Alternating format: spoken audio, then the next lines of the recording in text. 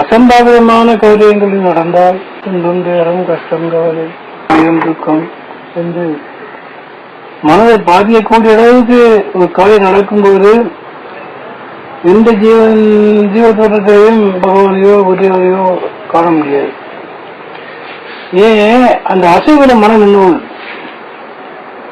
எது தெரியக்கூடிய ஆணோ பெண்ணோ அந்த அசம்பாவிதமான நிகழ்ச்சிக்கு காரணமாக இருக்கிறாங்களோ யாருக்காகவும் இல்லை. அவங்களுடைய நாமரூபம் தான் தெரியுமே தவிர நாமரூபத்துக்குள்ளே பெரியவர் இருக்கிறார், பகவான் இருக்கிறார் ஒன்று வராது. இந்த பழக்கொழக்க தோஷத்தை சாமானிய மாற்ற முடியாது.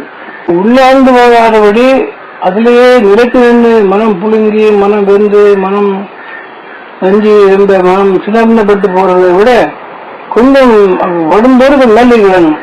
ஒரே மந்திரம் எல்லாம் தராங்க.